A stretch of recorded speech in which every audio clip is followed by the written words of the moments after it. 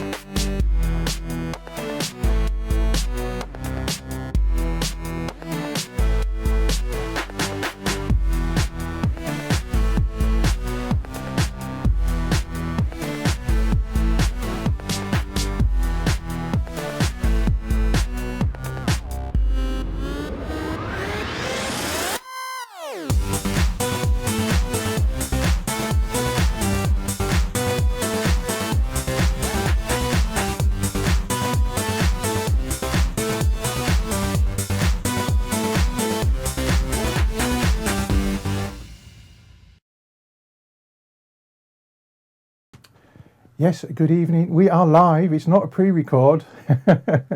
I just got my dates mixed up on the Eclipse. It's this Friday, not next Friday, in which case I'll be in sunny Barnsley.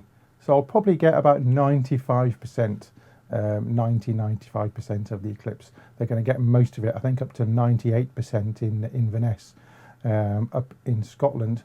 So if you're up in Scotland, that's the best place to see it. Yeah. Neil says he takes photos of the sun all the time and never caused a problem, which is good. I like that. So I'll be out with the camera, I think, and we'll see what I can see, because I do like an eclipse. Very strange. It was very strange in Cornwall in 1999, I have to say. Everything went really, really quiet. Deathly quiet, almost. But we couldn't see it until after the effects. I think after it started to go past, that's when we started to see it. Yes, it was interesting. And like I said, I slept in the car overnight. And I went down to Mousehole in Cornwall, right very end near Land's End. Lovely place. And ended up in the pub, basically, which is the best place to be. Yeah. We've got some great beer down in Cornwall. A long time ago, so I forget what I was drinking, but I know it was nice. Yeah. Anyway. Leanna says the real total eclipse was a weird darkness, silent birds and freezing cold. Yeah, the cows were making strange noises when it went total. It's very strange. Russell VR odd. Barnsley's always sunny. Well, that's because you're from Barnsley too, Russell. Yes, it's always good in Barnsley. And I can see Teletubby Hill, as I like to call it, out of my window during the day. I might kind of have a little hike up there with the video camera and see what I can see on Friday. Yeah, I think it's about 9:30, something like that. But it's all over by 10 o'clock anyway. So, let's see who else we've got in chat. Morph's in chat. Hello, chat, and Chief. Who else? Did I see Mr. Dibley?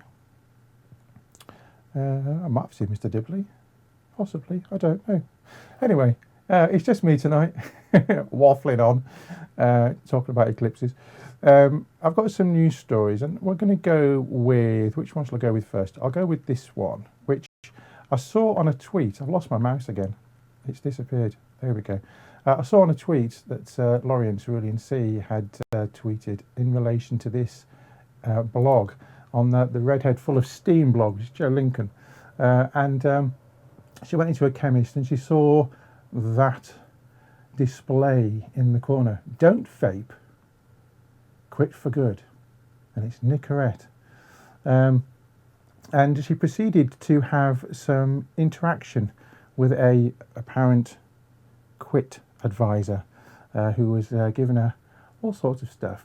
And she didn't let on the fact that she was a vapor and she knew what she was actually talking about. She just kind of went in there.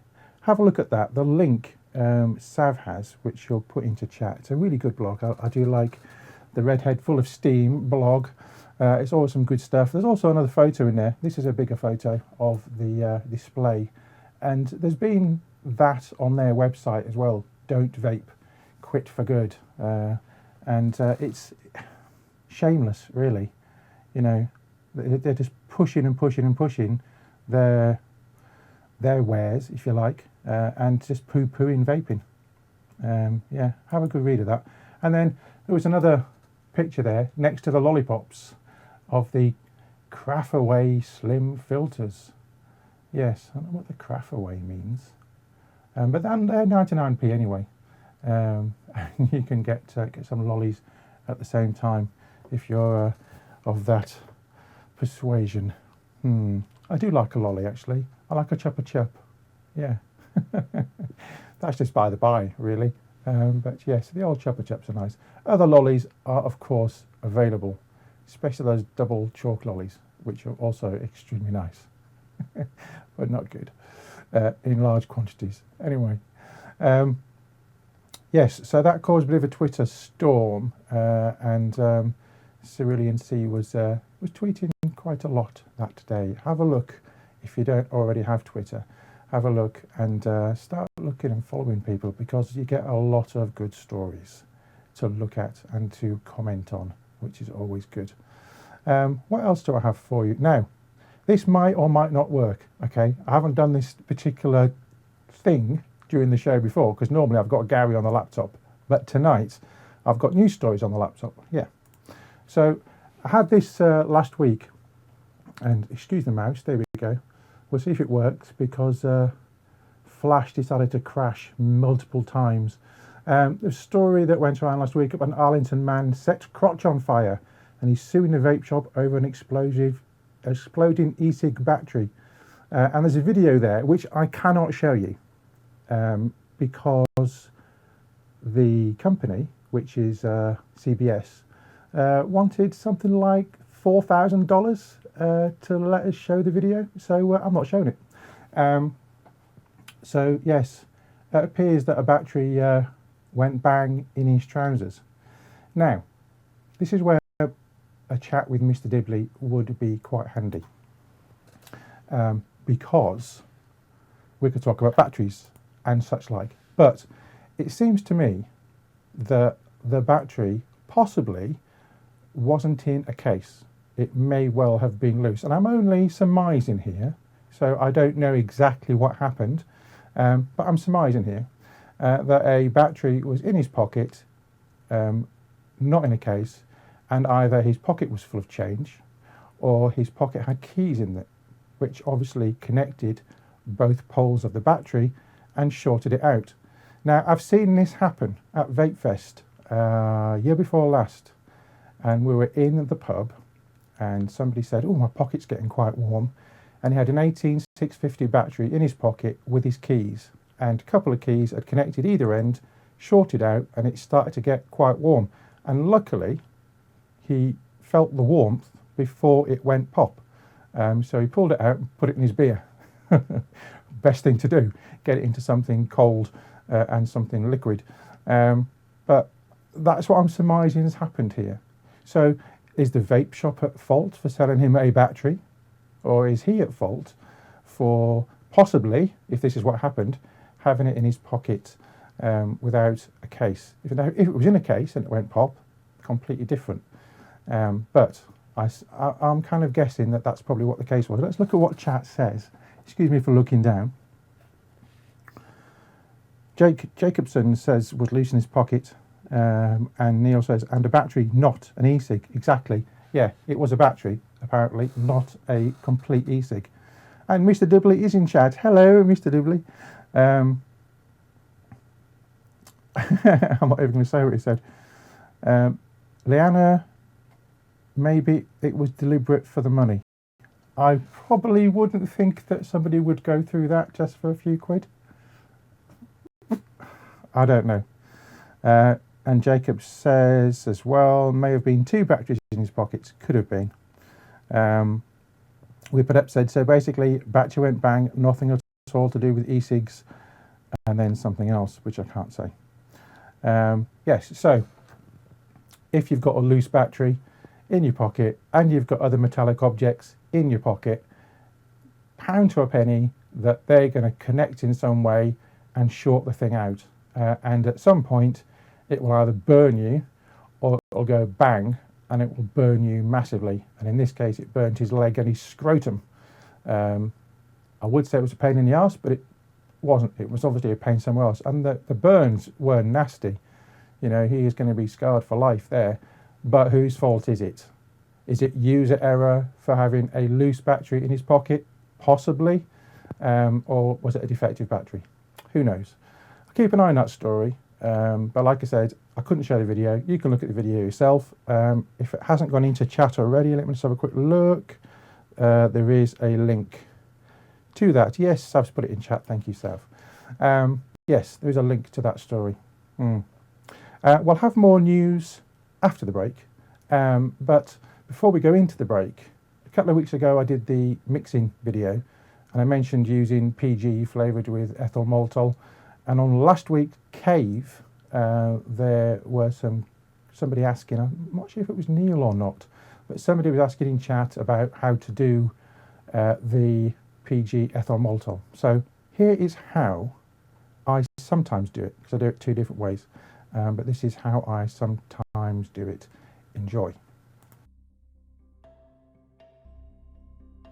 As I mentioned on the show a few weeks ago, doing the DIY mixing, I showed you my bottle of PG that I had mixed up with ethyl maltol. And there's been a couple of questions, and there were some questions in chat during Matt's show last week. So I thought I would show you how I make mine. And it is simplicity itself, really. First thing we're going to need is some propylene glycol, and this is a litre bottle of just plain propylene glycol. Get it from various places. I got this via a seller on eBay that other people have used, so I know that they're trustworthy and this stuff is good. You then need an empty bottle, and as I usually use, I use these bottles that I get my VG in. The VG is being decanted into a larger bottle and mixed down. So there's a bottle, and we're also going to need a 10ml size bottle from Liberty Flights, this one is, of the ethyl maltol crystals. And I'm going to use 1 bottle of this to 1 bottle of PG. Let's do it. First thing we need to do is to empty out your PG into the bottle, which is easy enough. We just pour that in. There we go, that's empty. Smell is absolutely lush, so I would use this to put juice in afterwards. And then what we're going to do is we're just going to put in some PG, and you kind of cover it, really. There you go. Give that a good shake, and it will start to dissolve because the crystals dissolve better in PG. It dissolves even better if it's slightly heated. So you can do one of 2 things. Here is a pan containing some boiling water. It's just off boiling, really. What you can do is just drop your bottle in and let that warm through. You can also use something like this plastic jug. Now this is what I normally use, and I normally would do this in the microwave. I'd fill it about 1/3 full and then give it 10-second blast in the microwave. Give it a good swill. If I see any undissolved crystals, then I will give it another 10 seconds and then let it cool down and put it into the bottle. So let's give that a bit of a wash, and I can feel the heat in there, and they're starting to dissolve. What I'm going to do though is I'm going to add a little bit more PG into that bottle, to about half full. And put it back in the water. You need to be careful you're not overheating the bottle too much, because you don't want the glass to crack.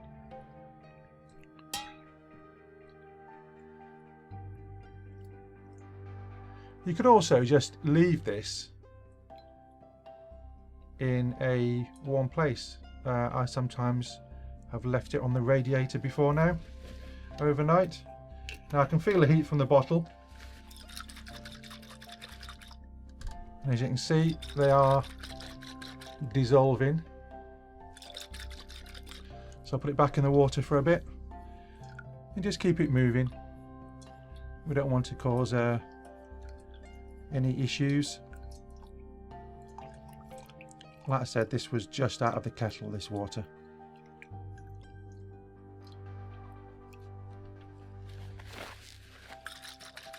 Give it another shake. See, we're almost there. Some more heat.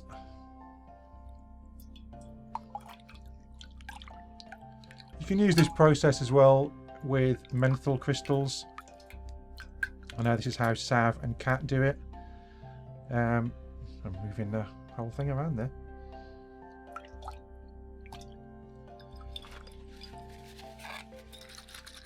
Once these are dissolved, that's it. They won't recrystallize in PG. If you had done this with VG, then you would have got a very different result, which I found out to my cost, because they don't really dissolve much in PG, I have to say. So we just keep going, we keep dipping and shaking.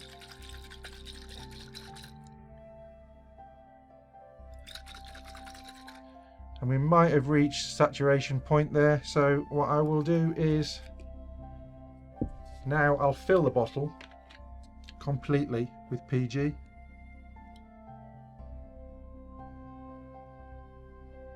A little bit of room for shaking around. Let's wipe that off.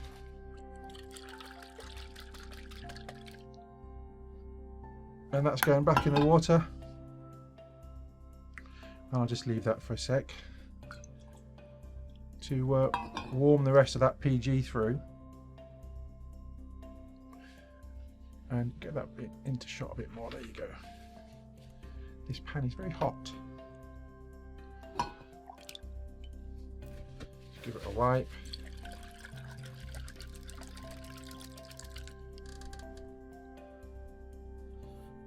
Very nearly there.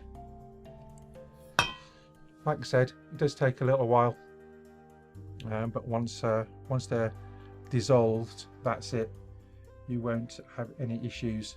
This is a lot quicker in the microwave, I have to say. Literally 30 seconds and you're done. But I wouldn't advise putting the glass bottle in the microwave, hence I use the plastic jug. And that's the only thing I use it for as well. I don't use that plastic jug for any food, although I don't think it'll be an issue, especially as it's cleaned out every time. So we're nearly there. Keep it going. Like I said, it's a slightly longer process doing it this way than it is in the microwave. Yeah.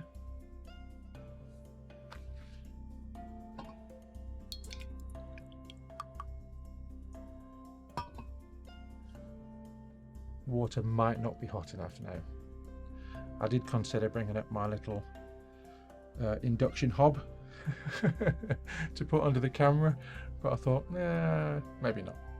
So I left it downstairs. Okay.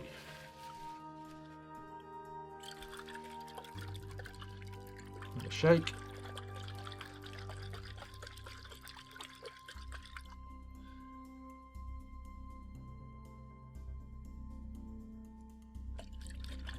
And it's very, very close to being completely dissolved. Just a little bit more in the hot water and then we will be sorted, methinks.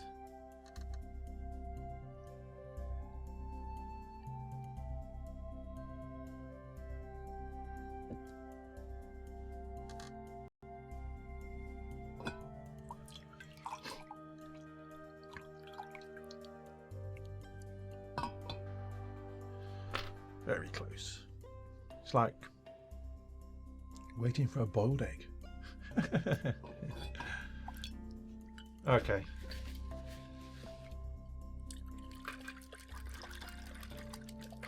The latent heat should now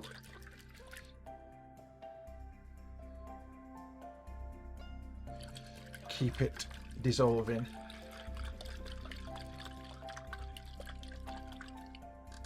There we go. What we've got now, there's air bubbles. We'll give it another couple of minutes in the water, and then that should be it. I can see just a few floating in there, as well as some air bubbles, and we don't want the air bubbles. We don't want the floating bit. The air bubbles are fine, but we want to get all of those crystals dissolved.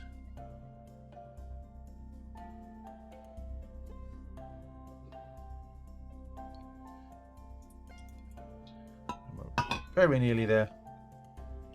Like I said, you can do the same process with menthol. I would break the crystals down a bit first though, because you can get some big crystals.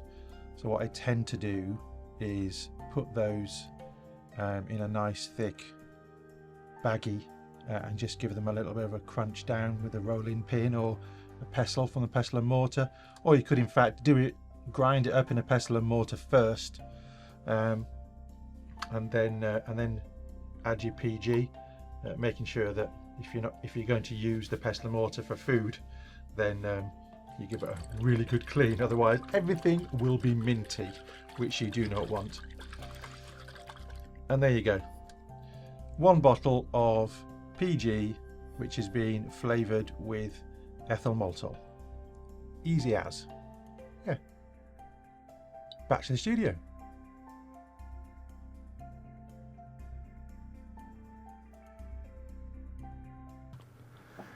And there you go, thrilling blaze. It actually took about another 2 minutes, to be fair. There was a few floating around in there.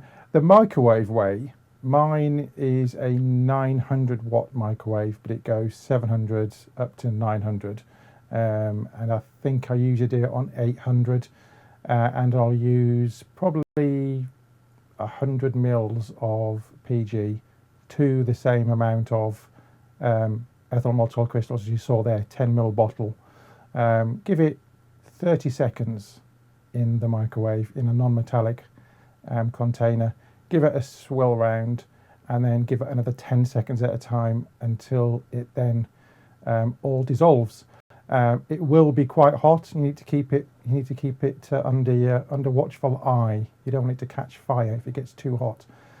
It will be hot when you bring it out, so be careful, and then leave it to cool down before putting into your bottle of choice.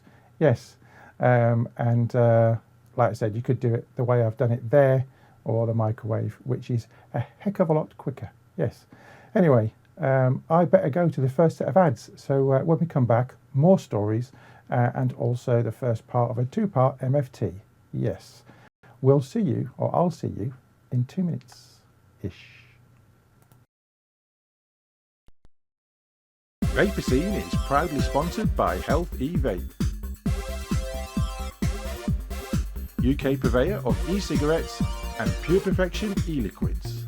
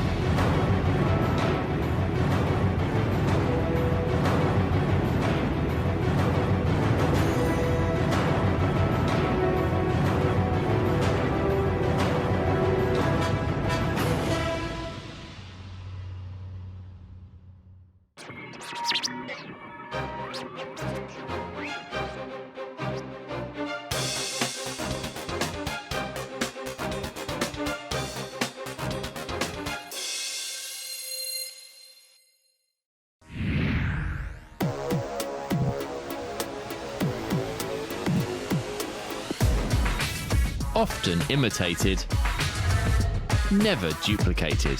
Award-winning service and products from cloud9vaping.co.uk.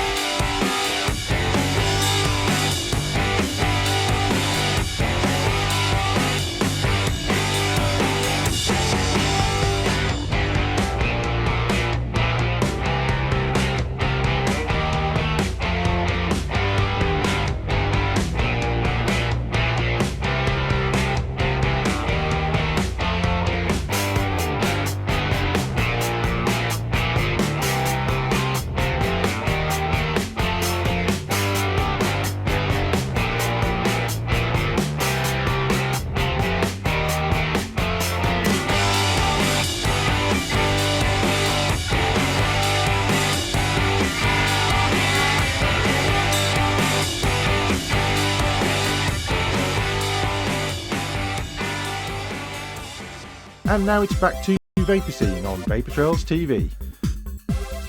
Vaper Scene is sponsored by Healthy Vape, UK purveyor of e-cigarettes and Pure Perfection e-liquids.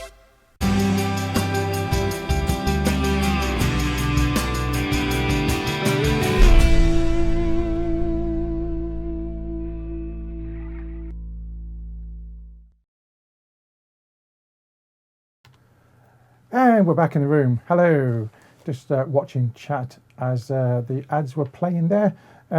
Yes, Whip, I get mine from Liberty Flights. I have tried to find somewhere where I can buy them in bulk, and I haven't found anywhere in the UK at all that I can buy them from in bulk. The US, yes, no problem.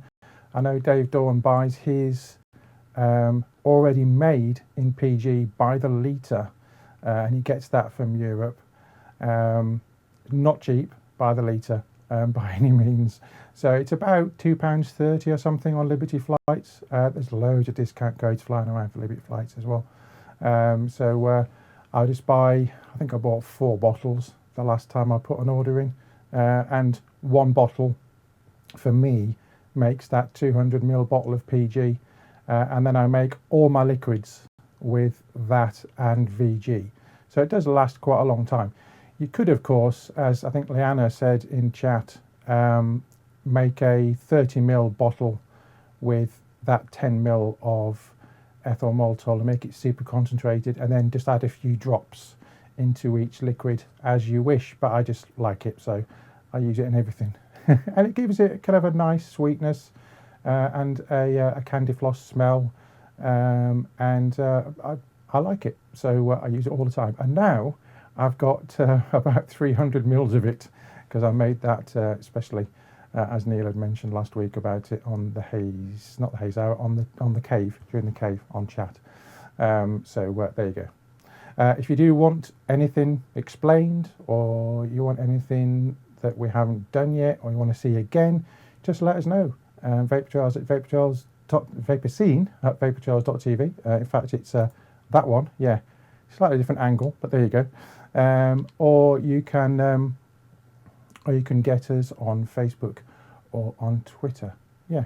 And if you go to our Facebook page, Vapor Trails TV Facebook page, Kat has put a little kind of shout out if you would like to become part of the team. So check that out if you have got a webcam and some time, and you want to put yourself in front of a camera like the rest of us do.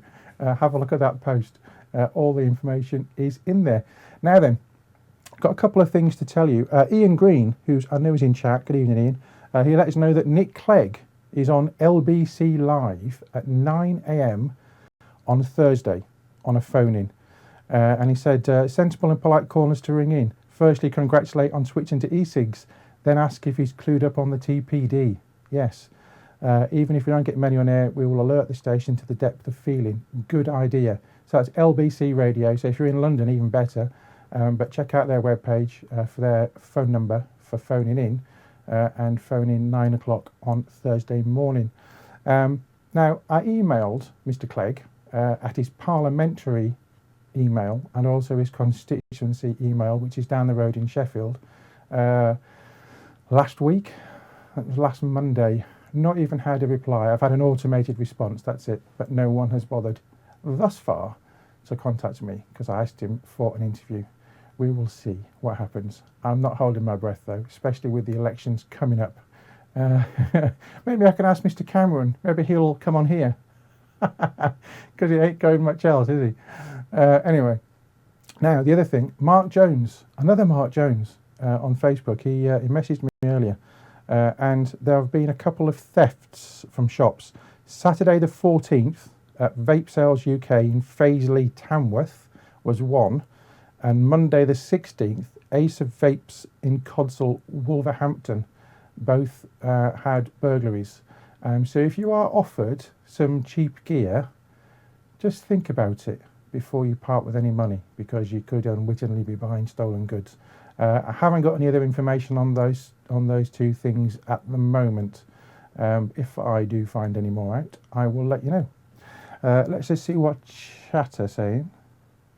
Yes, Kat saying that she got a large bottle of EM from Perfumist Apprentice in the US. Very good shipping price and no customs charge to import.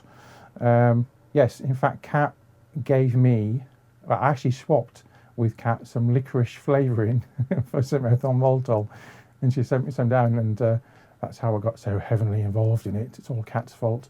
But yes, so you can get that. Whip gets 20 mils of premix, lasts about 6 months. Yeah. And Leanna Lawless, I don't listen to Woman's Hour, watch movies for men instead. I don't know where this chat is going. I really don't. While I catch up on chat, let's have some Mr. Dibley. Yes, here's part one of a two-parter, and we've got something in common this week. Yeah, see if you can work out what I mean.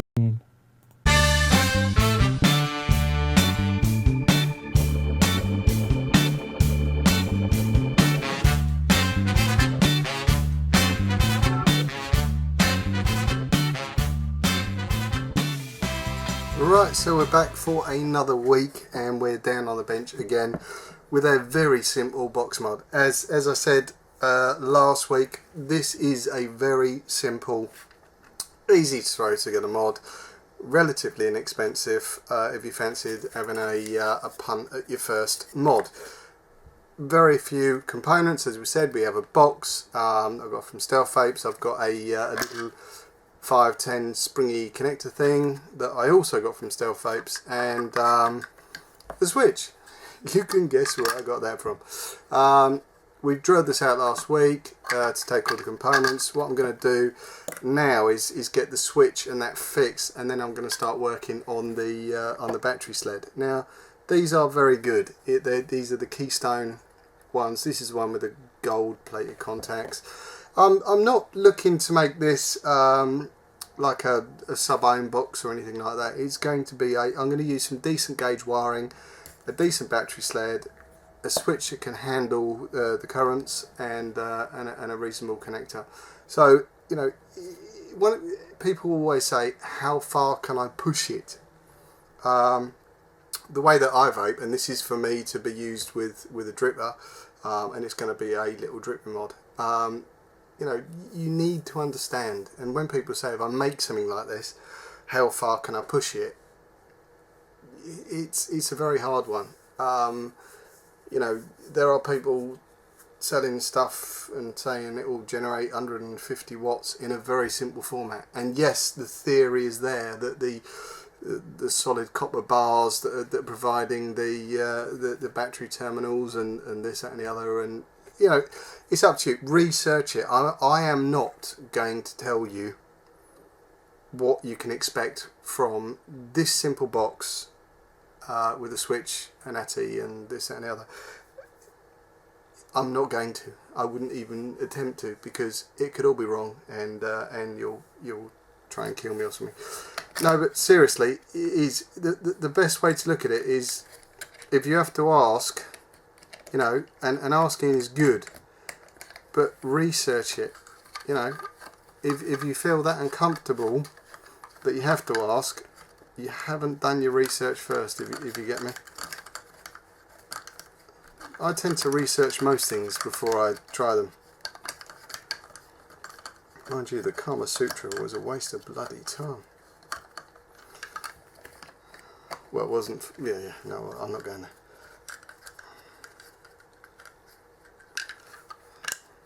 False advertising, that's what I'm saying.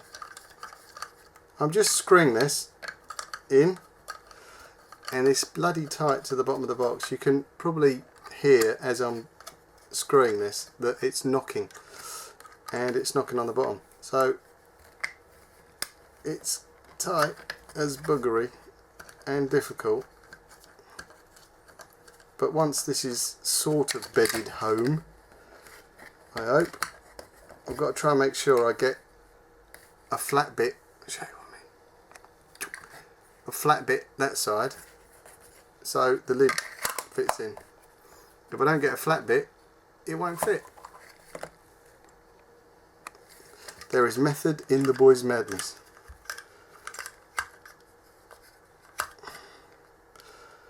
And I'm also trying to line up terminals so they are easier to work on.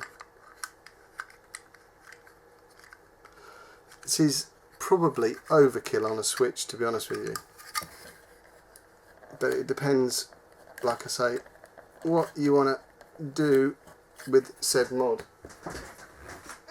Hey, let me get some of this. Such a big screw on this, it's incredible.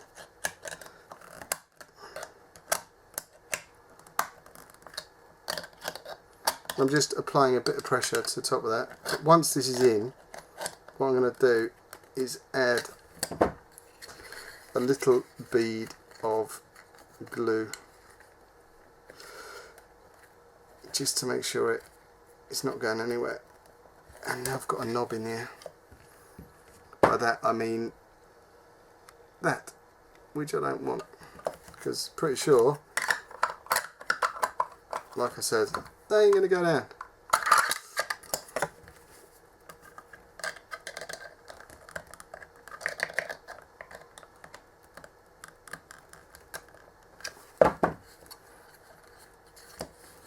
That's cool, I can live with that.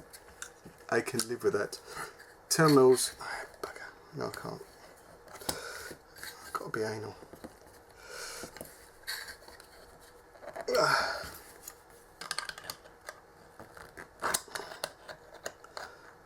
Excuse the puffing and panting.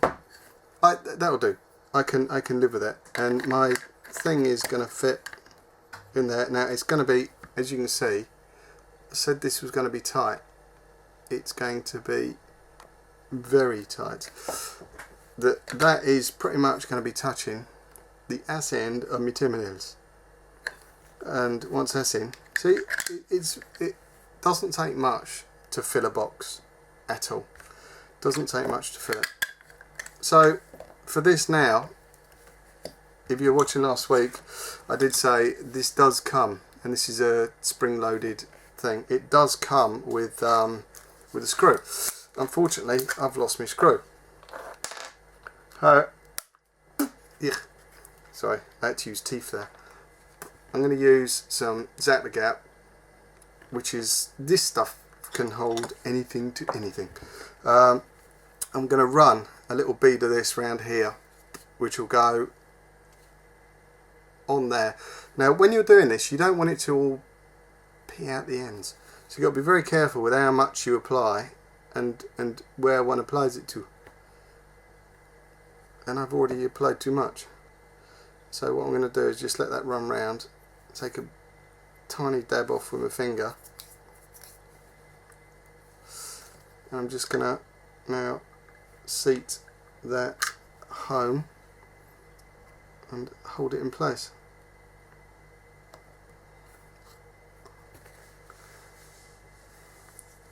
Hopefully. And let it dry.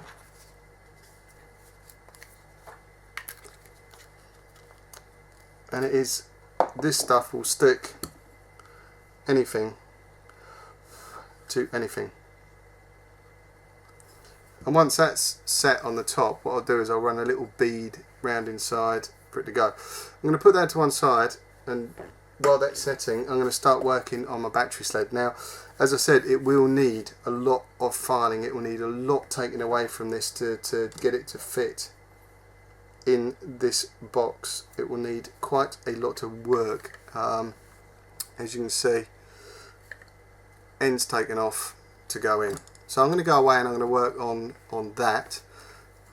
And it is still, I'm liking that at the moment. So I'll go away, I'm going to start filing, and basically I'm going to hand file, and literally these keystone holders, they are very solid bits of kit. So it's going to take a while of filing. Now I might bring in the Dremel, I'm not sure yet. I'm not sure whether I've got the correct attachment for the Dremel for sanding this stuff without generating 2 ton of dust. So it might be a hand job all the way. And you know what they say? To be honest, if you're going to do anything, do it by hand, because you've got more control. I'm going to pop away, come back in 2 when hopefully I've got this thing filed down. Right, so we're back in the room, and that was a damn sight harder than I thought it would be. I've had to file so much of this, it's gone right down to the bone. I knew it'd be tight, but I wanted an 18650 in here. Now, the way that this is going to work, any bleeding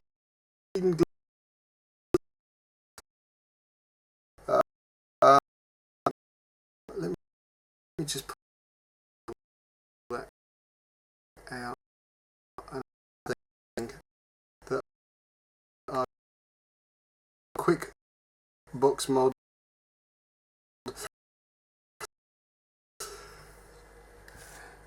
right, you can probably see there are 2 grooves cut out of here. Why have I cut those grooves? Because it is so tight, I am not going to get solder points on the outside of there. So what I'm going to need to do is run a wire. You see how far I get there, and there. I need to run this wire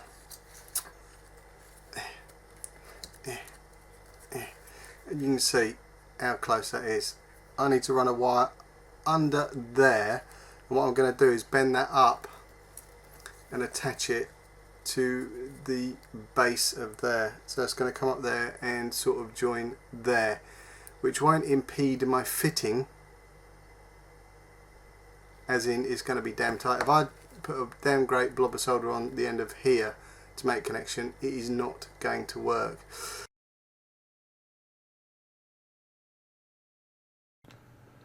And there we go. Now you may or may not be experiencing some issues. I'm just looking at our Skype chat, and been a bit of buffering, but everything is looking a-okay my end, so to speak. So I don't know what's going on there. Hopefully everything will catch up. Now I was watching chat during that, and Leanna, this is for you. You said in there that you were waiting for your cheap soldering iron to turn up. Well, look, this is a brand spanking new 40 watt cheapo soldering iron, never been used. If you want it, send me a message on Facebook with your address and I will post it to you free of charge. You can have it. Yes, there you go, 40 watts. It's not the best in the world, but it's never been used, and it will do mods like that quite nicely. So there you go. You can have it if you want it. Let's have the next set of ads, and when we come back, more stuff. See you in 2. Vaper Scene is proudly sponsored by Health E-Vape, UK purveyor of e-cigarettes and Pure Perfection e-liquids.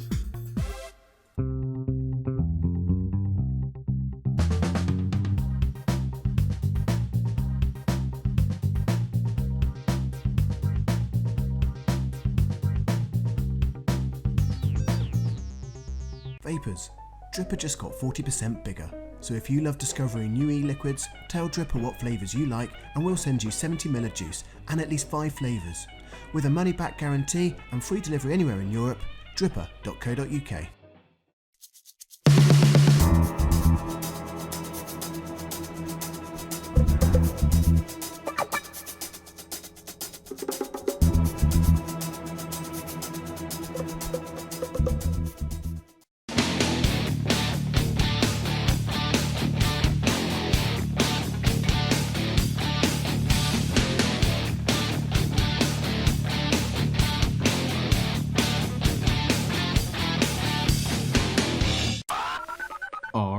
4 Radio.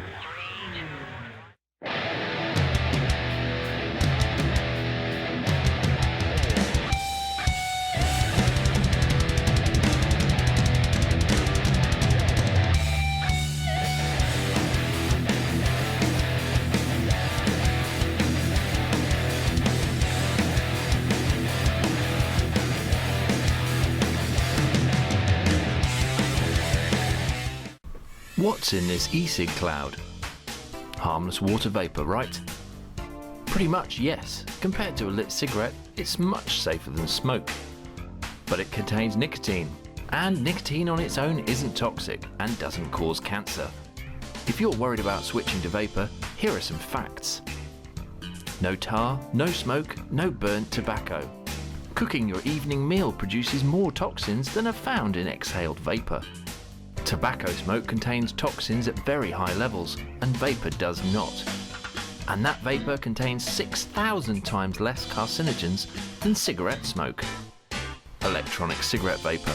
There's nothing to be frightened of. The only dangerous electronic cigarette is a banned one.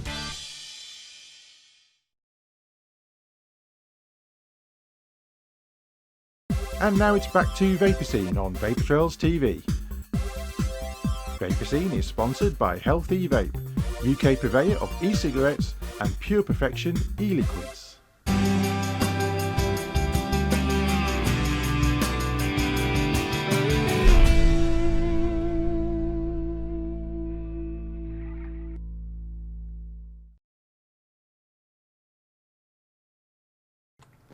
And we are indeed back in the studio. Just looking at chat there. Monster, no, I'm not giving you a new car. But, you know, if there's any vehicle retailers out there that want to give us all cars, I don't mind having Vapor Trails TV splashed all over it. I'm up for it. I need a new car myself by end of next year, I would think, because I do about 30,000, which isn't a lot with some people, but it's enough for me. Yes, because next week I'm back up there again, back up to Scotland. Anyway, yes, so that offer's there. If you want it, Lal, it's yours. If you don't, then someone else can have it. Yeah. And Gary's just put in our chat, and I can't reply, Gary, because my keyboard's died. My batteries have run out. Yeah, Gary will bung in some solder and a mod to build. There you go. In fact, so that's what we'll do. If you want it, Lal, video making it, and we'll put it on the show. Yeah, you can show us your skills, love, or anybody else. If you want to build something, send us a VT, and I'll put it on. Yeah, I did that with Sarah Nash, I think, a while ago, last year, year before, with her menthol crystals videos. Yeah. Anyway, before we go into the next set, the next VT from Gary, let me just go to this shot and this story, because I haven't managed to get through all the stories, but this was in the Mirror today. Vapers in Power, and Sav will put the link into chat. Yes, Vapers in Power political party to field 2 general election candidates in protest against EU cigarette laws.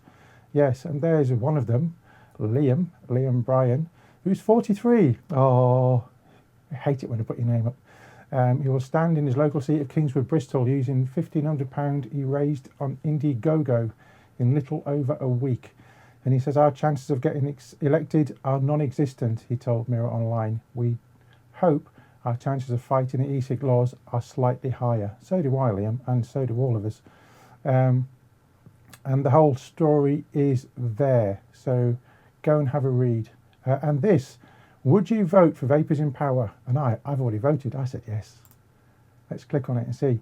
91%, including me twice, say yes, they would vote for Vapers in Power. So there you go. And it's a general election coming up soon. Yes, could be interesting.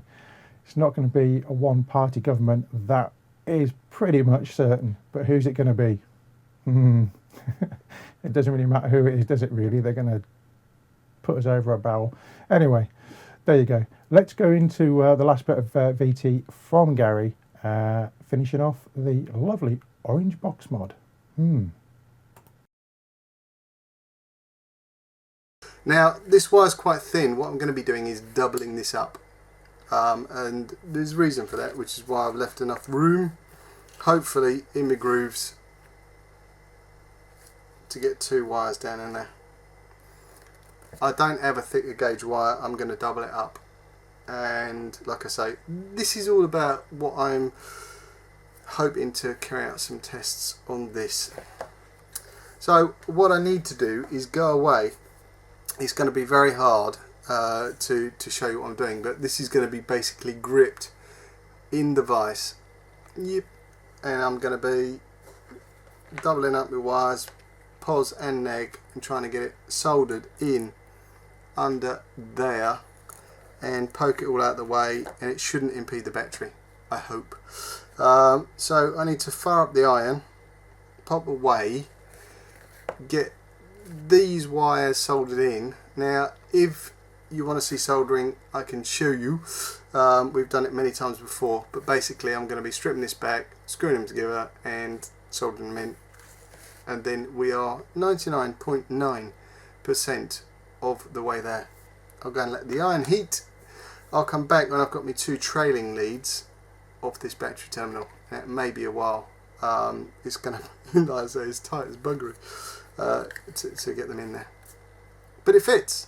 It fits. I didn't think an 18650 would fit in here, but it does. And you can see there's hardly any room for anything else. Now this is the smallest, or one of the smaller boxes they do. I'll say, little dripper for me. Pop back in 2. Got to get the iron hot. Right, so we're back in the room once again, and as you can see, I've soldered on my terminals. Now there's a very good reason I didn't film that. It was as fiddly as buggery, and was very difficult, and I need to kill my speaker. But what I've done is basically what I said I would do: solder under the battery terminal, so a battery will go in. As you can see, there is some glue. This is so tight. All I've done is laid a bead of super glue in the bottom there to hold it. Now I don't think it's going to need it, to be honest with you. I've got my pos and my neg coming out from the battery terminals. Now what I'm going to do, I've twisted these 2 lots of wires together badly. Looking at that, let's go back out. It's going to be too tight. And all I'm going to do now, after twisting them together, is just solder up these 2 ends. Now, as we always say, tin your tip, bead of solder, and we're just going to get down in here and just tin up, solder these 2 wires together, and solder the 2 neg wires together.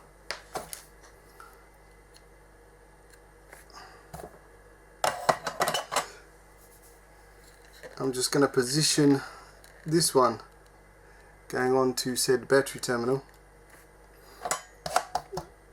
Now you could heat shrink this if you wanted to. I don't really feel the need, because I know that the way this box is planned out, there's not much chance of anything shorting. I've got this one here, which I'm just going to bend round and solder onto, so you can see that, if you can, yee, focus you bugger, onto the neg terminal here. So I'm just going to put my neg straight to my neg, and effectively I'm going to switch the positive.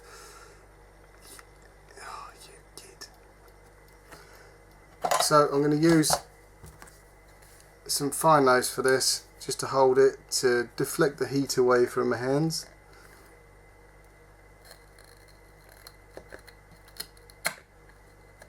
And I'm just bending that and shaping it as I go with the iron, like so.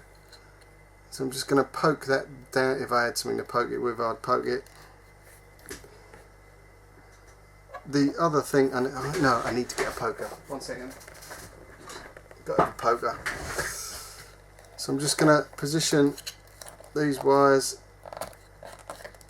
roughly down and around. It's not going to be pretty, and all you're seeing is a view of my hand, and I'm just going to poke this one down and under there.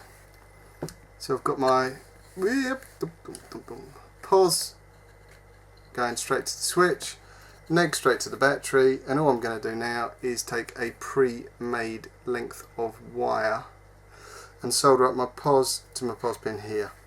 Now, because this is a flexible pin, you'll see when I push this in, yeah, it doesn't. Surprised. I thought the end would come out as they do in other ones, but it doesn't. Okay, live and learn, Dibbly. I'm just bending this around, and I'm going to sort of get that in a position where I can solder that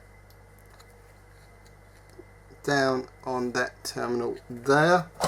So effectively what we're doing is switching our pos, which I don't know why, but I've always favoured switching a pos.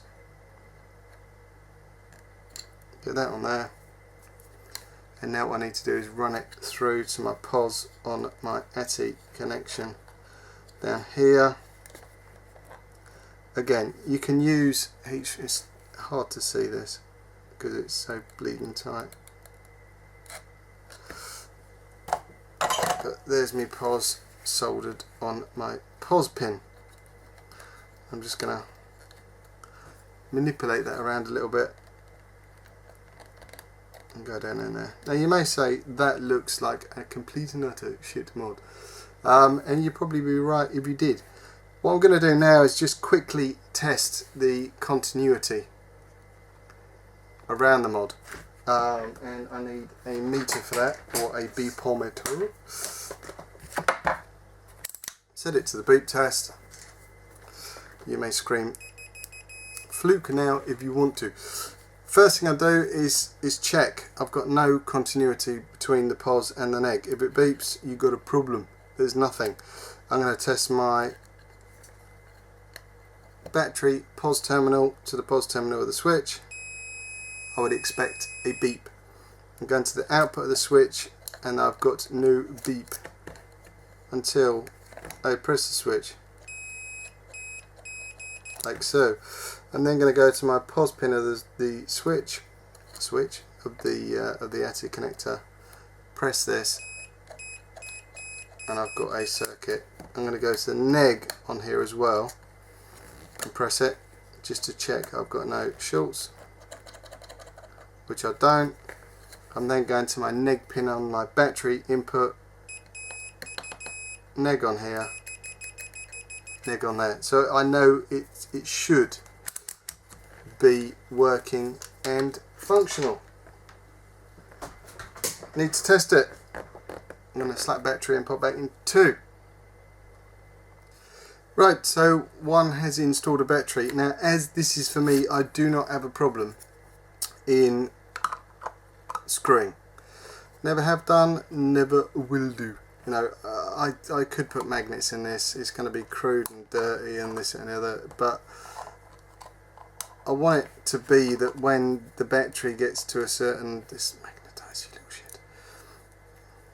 I want it to be a little just drippy type thing that I can pick up and run with, and I can't screw for love nor money tonight. You've got no chance, love. Right, let me pop away, because what I intend to do is screw that on, and I'll come back into. Right, so we're back, and that just went to prove that screwing on screen is incredibly hard. I've never had to do it before. Well, I have, but you know, I didn't realise just how difficult it would be. So, a very quick and simple and cheap and wonderfully sort of orange, very quick, simple box mod. Like I say, if you're affected by the screws and you don't like screwing, take them out, put magnets in. This was as quick as they get. It was 2 weeks, but there we go. I'm going to put a sub tank on top. Now, I've got a decent battery in there. I've doubled up my wires. You know, I'm just going to monitor this and see how it runs. But effectively, there it is, a really simple 18650 box mod. You need to make sure that you're safe, that you know what you're playing with before you play. It fires. Let's give it a go.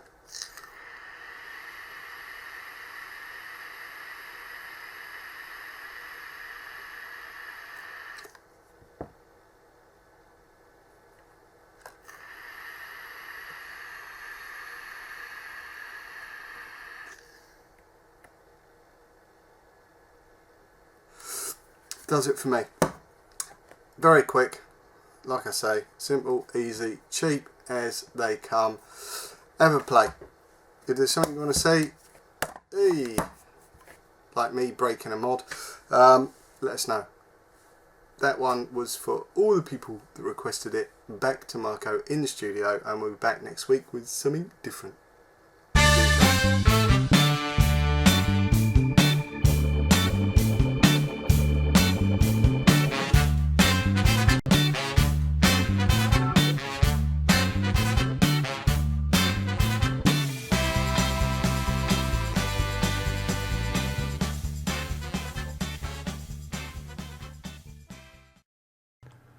And there you go. Yeah, that was the orange mod, all finished, all done. And Gary was actually using it on the show last week. Yeah, strangely enough. Now, I've already gone over time, but there you go. Because I waffled quite a lot today. Even without Mr. Dibley to waffle with me, I managed to waffle my way through an hour and 4 minutes. But there you go. If you do have any questions for Gary, you'd like him to explain anything, maybe we should do a segment on the right gauge of wire, etc. And if you are building mods, please be careful. Make sure you're using the right gauge of wire for the batteries and what you intend to use on your device. There's plenty of information out there in the forums, and if you want any information from Gary, let us know. Yes. Now then, don't forget the rest of the week. Now, this is quite different for the next few shows. Tomorrow night, 9 o'clock, it's Matt with The Cave. Thursday at 9 o'clock, it's me, yeah, and Kat, yeah, with Vaper Scene does the Haze Hour, or as I'm going to call it, Vaper Scene does the Vape Hour, because Mr. Dawn is poorly sick with a shawl in bed with both his feet in one sock. Now, Sunday, there's no Dave's Tackle Box, as you've seen on our Facebook page, for the foreseeable. Monday night, it's me again. It's me and Gary on Monday, because I'm in Scotland the rest of the week, so I had to swap nights. So Monday night, it's myself and Gary with Vaper Scene. Tuesday night, it's Davey and Andy with Drips and Tips. Wednesday next week, it's back to The Cave. So so tomorrow night, The Cave. Thursday, myself and Kat. Monday, myself and Gary. And then Tuesday, it's Andy and Davey. Yes, and don't forget you can listen to RY4 Radio, link going into chat as we speak, every night of the week. I'll see you, strangely enough, on Thursday. So I'll see you soon. Cheers. Thanks for watching.